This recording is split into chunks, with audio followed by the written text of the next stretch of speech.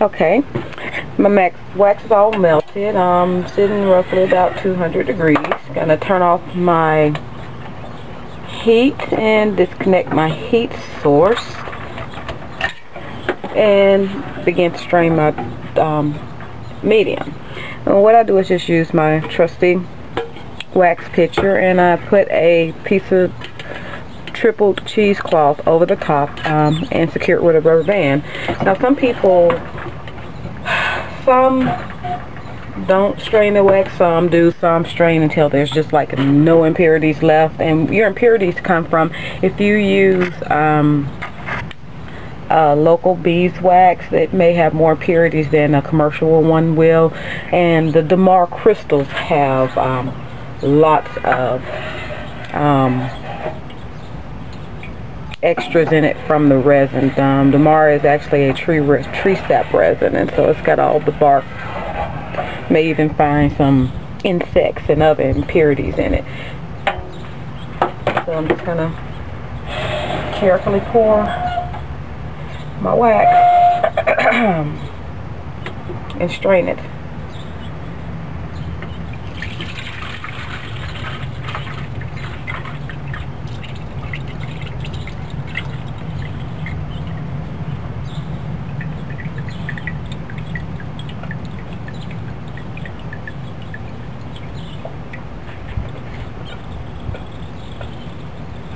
Try to catch all the drippings before they run down my skillet. And what you'll see is, if you look into that skillet, you'll see the impurities that come out of the Damar crystals. That white you see there is the paper from the beeswax.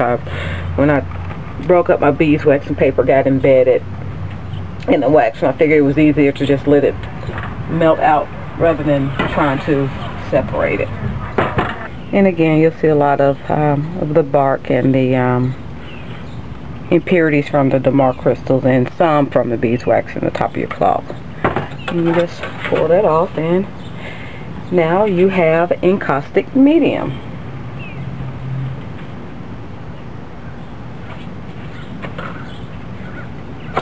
What I usually do is I usually ladle the first set because the pitcher tends to run over if I pick it up and try to pour. And just ladle it into your tin. And this is just a muffin tin.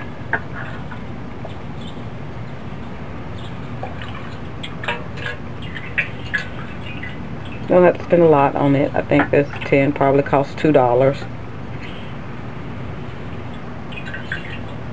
And what I'll do is I'll ladle this in and let it cool until it's hardened.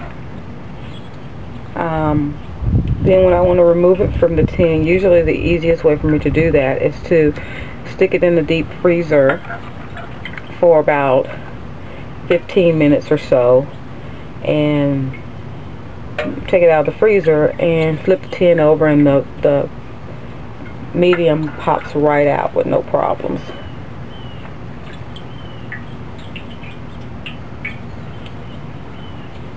Now what you want to be careful about in filling up your muffin tins is that if you work like me, I tend to when I'm working on a piece, I will use the smaller muffin tins as my palette, and I will add my colorant in the tins in the medium. You don't want to fill your tins all the way up to the top with your medium, because if you do that, then you don't have a room for your colorant, and you end up with quite a bit wasted, spilled, and mixed in. So just leave a little room in there.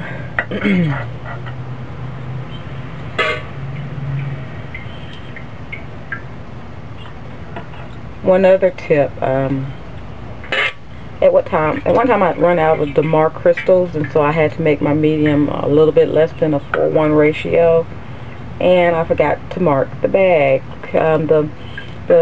to keep them separate, so I didn't know what was in what tin and what was in what melting pan.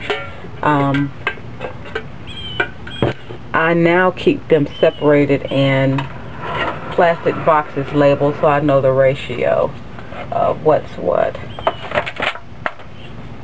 And these are silicone molds, baking molds, and they make wonderful tins as well. And now that I've got a little less going on, it's easier for me to pour into these tins, into these molds.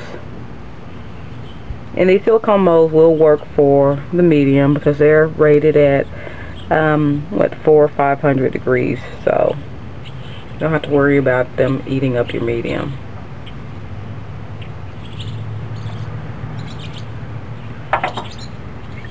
Or rather, the medium eating up your molds because it's too hot. Not a big concern. I don't think I have enough for one whole one.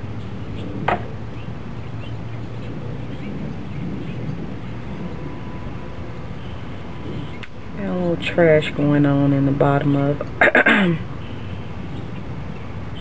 pan here. And now if you do still end up with trash in your medium once I molded them, the easiest way to do the trash is heavier, so it will fall to the bottom of the mold, in the bottom of the tin of the mold.